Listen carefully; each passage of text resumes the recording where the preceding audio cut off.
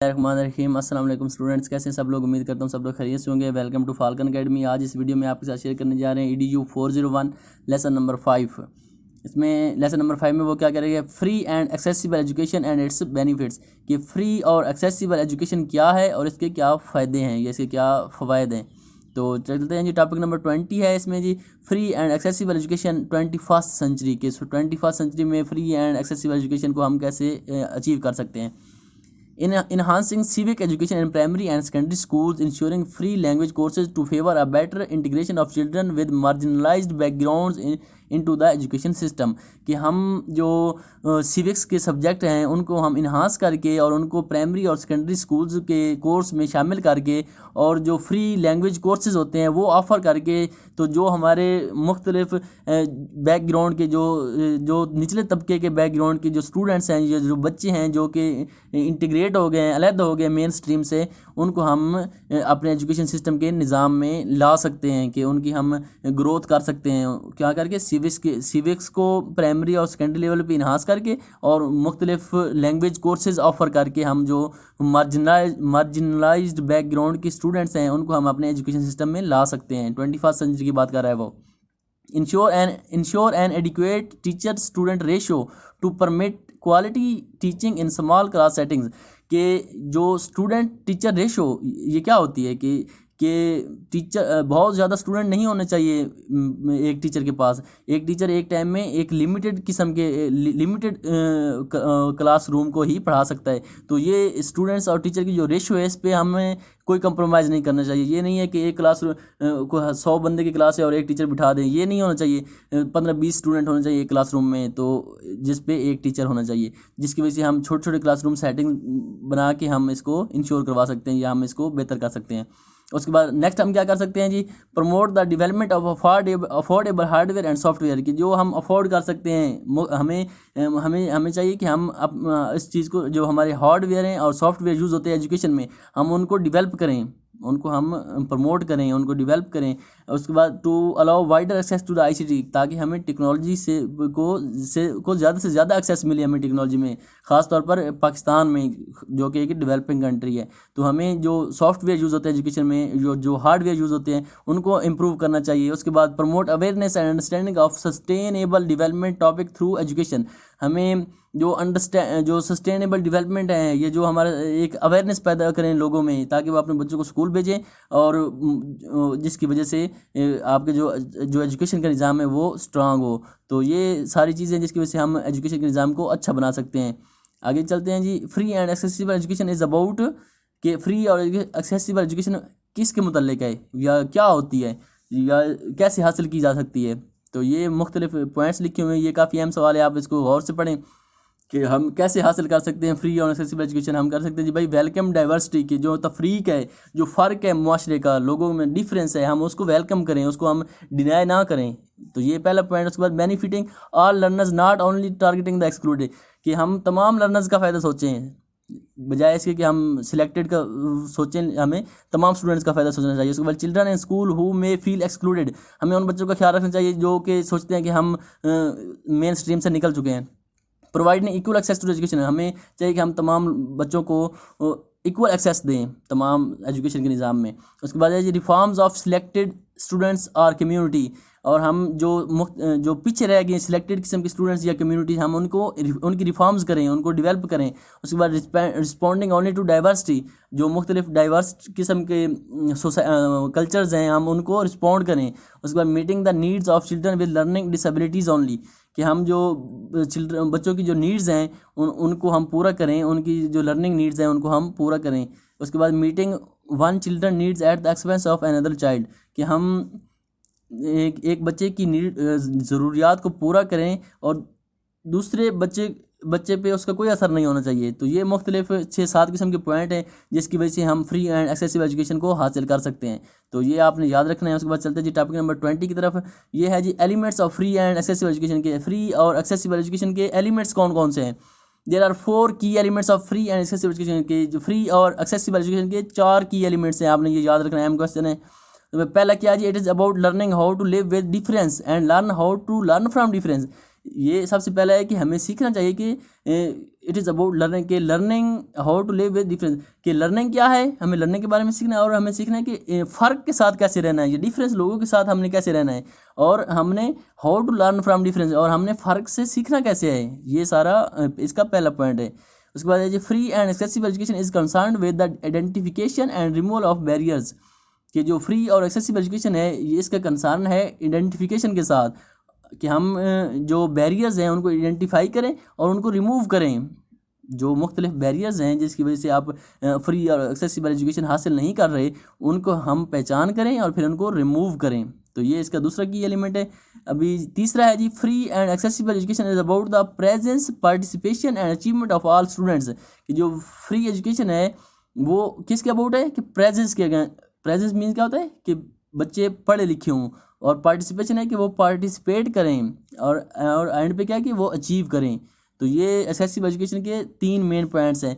तो इसमें बताया कि किसके मतलब है, प्रेजेंस के, पार्टिसिपेशन के और अचीवमेंट के। और presence means where children are educated, कि प्रेजेंस का मतलब है कि बच्चे आपके एजुकेटेड हों। और पार्टिसिपेशन क्या है, participation relates to the quality of their experience, कि जो उनकी क्वालिटी, एक्सपीरियंस की क्वालिटी क्या है, ये है उसकी पार्टिसिपेशन। उसके बाद अचीवमेंट क्या है, achievement is the outcome of the learning, कि उन्होंने क्या सीखा है वो उसकी अचीवमेंट है। तो ये हैं उसके। और चौथा क्या है, चौथा free and excessive education involves a particular emphasise on those group of learners who may be at risk of marginalisation, exclusion और अंडर अचीवमेंट, कि फ्री और एजुकेशन जो एक्सेसिबल एजुकेशन है उसका जो ख़ास तौर पर जो जिस पे वो ज़ोर देती है वो लर्नर्स हैं जो कि किसी वजह से पीछे रह गए हैं, ये जो जिनको एक्सक्लूड होने का ख़तरा है, ये जो अंडर अचीवमेंट हैं, वो तबके जो कि पीछे रह गए उनको हम उठाएं ऊपर। ये फ्री और एक्सेसिबल एजुकेशन का चौथा एलिमेंट है। तो ये 4 एलिमेंट्स हैं जी फ्री एंड एक्सेसिबल एजुकेशन के, आपने इनको याद रखना है। अब आगे चलते जी, टॉपिक नंबर 22 है। इसमें भी वो ये बता रहे हैं कि benefits of free and accessible education 1। तो free and accessible education strives to provide quality in education in classrooms, कि जो फ्री ये जोर देती है कि आप अपने बच्चों को क्लासरूम के अंदर एक क्वालिटी एजुकेशन प्रोवाइड करें। There are a lot of changes occurred, so these changes need to be addressed in classroom, के दिन ब दिन मुख्तलिफ चेंजेस आ रही हैं माशरे में, सोसाइटी में। तो हमें चाहिए कि हमें अपने बच्चों को वो चेंजेस के उन चेंजेस के बारे में बताएं क्लासरूम के अंदर, कि क्या क्या चेंजेस आ रही हैं। Human variations and differences should be reflected in the classroom, कि जो ह्यूमन वेरिएशंस हैं या मुख्तलिफ डिफरेंसेस हैं वो क्लासरूम में रिफ्लेक्ट होने चाहिए, तभी बच्चों को पता चलेगा कि ज़माना किस तरह तब्दील हो रहा है। उसके बाद schools need to be flexible in the goal what they offer, कि जो स्कूल्स हैं वो जो मुख्तलिफ किस्म के गोल सेट करते हैं उनमें उनको फ्लेक्सिबल होना चाहिए। ये नहीं है कि एक गोल आपने सेट किया और आप उस पर बिल्कुल जम जाएँ, हम उनमें थोड़ी सी फ्लेक्सिबिलिटी होनी चाहिए। इसके बाद जी characteristics of school for all include exercising flexibility with regard to the individual pupil capabilities and placing his or needs and interest at the core, के जो कैरेक्टरिस्टिक्स है स्कूल की वो इस तरह होनी चाहिए कि वो फ्लेक्सिबल हो, कि वो इंडिविजुअल जो उनके बच्चों की कैपेबिलिटीज़ वो उनको इस तरह के गोल्स सेट करने चाहिए जो कि बच्चों की ज़रूरियात के मुताबिक हों, बच्चों के इंटरेस्ट के मुताबिक हों। और उनमें जो स्कूल्स हैं उनको चाहिए कि वो अपने गोल्स में थोड़े से फ्लेक्सिबिलिटी दिखाएं, ताकि जो स्टूडेंट्स हैं उनकी भी नीड्स का ख्याल रखा जाए। तो ये सारे बेनिफिट्स एजुकेशन में हम इस तरह फ्री और एक्सेसिबल एजुकेशन को प्रमोट कर सकते हैं। तो ये था जी टॉपिक नंबर 22। नेक्स्ट है जी टॉपिक नंबर 23। इसमें भी वो उसी को कंटिन्यू कर रहा है कि बेनिफिट्स क्या आए जी फ्री और एक्सेसिबल एजुकेशन के, कि free and accessible education is concerned with the need to ensure that learning opportunities contribute to effective inclusion of individual and groups into the wider fabric of society, कि free और जो excessive education है उसका concern होता है कि वो लोगों की जो लर्निंग अपॉर्चुनिटीज़ हैं उनको प्रमोट करें। जो फ्री और एक्सेसिबल एजुकेशन है वो कंसर्न, उसका कंसर्न किससे, with the need to ensure that learning opportunities contribute to effective inclusion of individual and groups into the wider fabric of society, कि जो फ्री एजुकेशन एक्सेसिबल एजुकेशन है उसका concern है लोगों की लर्निंग नीड्स के साथ, कि वो इंश्योर करे कि जो लर्निंग अपॉर्चुनिटीज़ हैं मुख्तलिफ़ किस्म की सोसाइटीज़ के लिए वो बराबर होनी चाहिए, इक्वालिटी होनी चाहिए, मुख्तलिफ़ सोसाइटीज़ को इक्वालिटी मिलनी चाहिए, कि उनकी जो लर्निंग अपॉर्चुनिटीज़ हैं वो उनको बराबरी तौर पर इक्वली तौर पर डिवाइड होनी चाहिए।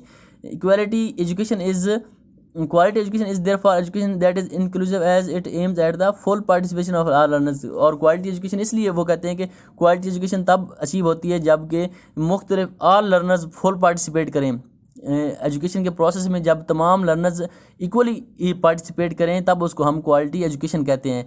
तो इस तरह जो फ्री और एक्सेसिबल एजुकेशन है उसका एम ही यही है कि वो मुख्तलिफ सोसाइटीज़ के लोगों को इकट्ठा करके उनको इक्वालिटी मिलाए, उनको इक्वली तौर पर उनको मौक़े फराहम करें। तो ये है आपका जो टॉपिक नंबर 23, इसमें वो बेनिफिट्स बता रहा है आपको फ्री एंड एक्सेसिबल एजुकेशन के। आगे है जी टॉपिक नंबर 24, ये भी इसी टॉपिक को कंटिन्यू करेगा कि benefits of free and accessible education 3, ये टॉपिक नंबर 3 है। Cost effectiveness of free and accessible education की कॉस्ट इफेक्टिवनेस कि क्या कितनी इफेक्टिव है फ्री एंड एक्सेसिबल एजुकेशन, इस पर ये फोकस करेगा।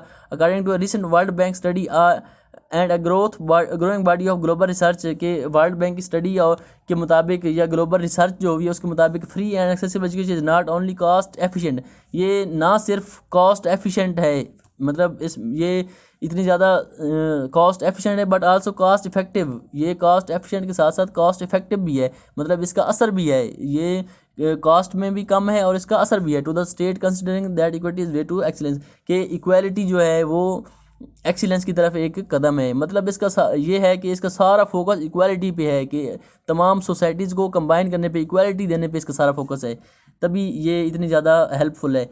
This also help address the socio economic and gender related inequalities. ये सोशो इकोनॉमिक्स और जेंडर इनइक्वालिटीज़ जो हैं उनको भी ये एड्रेस करती है। Therefore the effectiveness of free and is measurable not only in terms of educational outcomes. इसलिए जो फ्री और एक्सेसिबल एजुकेशन है ये ना सिर्फ एजुकेशन के तौर पर इसकी खिदमत को आप तस्लीम कर सकते हैं बल्कि reduce wastage, less repetition but generally through enhance returns on education investment. हत्ता कि इसके ज़रिए आप जो इन्वेस्टमेंट है वो भी कम होगी, आपकी जो रेपिटिशन है वो भी कम होगी, आपके लॉसेस कम होंगे और आपके जो इसके बेनिफिट्स हैं वो ज़्यादा हैं। तो इसी तरह जो फ्री और एक्सेसिबल एजुकेशन है वो सोसाइटी के लिए बहुत ज़्यादा ज़रूरी है और सोशो इकोनॉमिक्स इश्यूज़ को भी वो हाईलाइट करती है और जेंडर रिलेटेड इश्यूज़ को भी हाईलाइट करती है और इसकी इफेक्टिवनेस भी बहुत ज़्यादा है और इसके जो खर्चे हैं या इसके जो अखराजात है वो कम हैं। The cost of education is a critical issue to all school system कि जो एजुकेशन की एक कास्ट होती है वो हमेशा स्कूलों के लिए क्रिटिकल इशू रहता है, specially when creating education facilities for all learner. ख़ास तौर पर जब आपने तमाम बच्चों को इक्वली अपॉर्चुनिटीज़ देनी हो तो फिर जो कास्ट होती है वो आपके लिए एक इशू बन जाती है। If we adopt a holistic perspective of society, अगर हम एक बुरा किस्म का प्रोस्पेक्टिव अपनाते हैं या हम अपने सोसाइटी को एक बुरे प्रोस्पेक्टिव के तौर पर रखते हैं तो it is more relevant to ask about the cost to society when does not provide education for all student. तो हमें तैयार रहना चाहिए कि हम सोसाइटी के नुकसान को बर्दाश्त करें। जब हम अपने तमाम बच्चों को पढ़ाएंगे नहीं, इक्वली तौर पर उनको एजुकेट नहीं करेंगे तो हमें अपने मुआशरे के नुकसान के लिए तैयार रहना चाहिए। तो ये मतलब एक वो आपको वार्न कर रहा है। Education is the fundamental basic upon which the survival of the human race and development of a nation depend. कि जो एजुकेशन है वो आपका एक बेसिक हक है जो कि किसी भी इंसानी जो नस्ल है उसकी डेवलपमेंट क्या या उसकी जो नेशन है उसकी डेवलपमेंट पूरी की पूरी एजुकेशन पे डिपेंड करती है। वो इसमें आपको एजुकेशन की इंपॉर्टेंस बता रहा है कि भाई आपकी एजुकेशन के अलावा बाद आपकी जो इंसानी बका है वो भी मुमकिन नहीं है और आपकी जो नेशन की डेवलपमेंट है वो भी मुमकिन नहीं है। It is an important investment, ये एक आपकी इन्वेस्टमेंट है एजुकेशन पे। No compromise should be made, ये एक इस तरह ये एक इतनी इंपॉर्टेंट इन्वेस्टमेंट है जिस पे आप कंप्रोमाइज़ नहीं कर सकते। आप अपने बच्चों की जो एजुकेशन है उस पर आप बिल्कुल कंप्रोमाइज़ नहीं कर सकते। अगर आप कंप्रोमाइज़ करेंगे फिर आपको जो आपका मुआशरा है उसके लॉस के लिए आपको तैयार रहना चाहिए।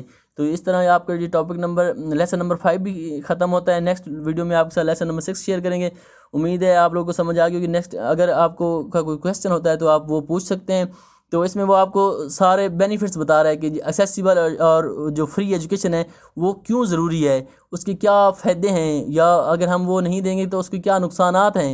आपने ये सारा इसमें पढ़ना है। तो अगर आपका कोई क्वेश्चन होता है तो कमेंट सेक्शन में ज़रूर पूछिएगा। अपना ख्याल रखें। अल्लाह हाफिज़।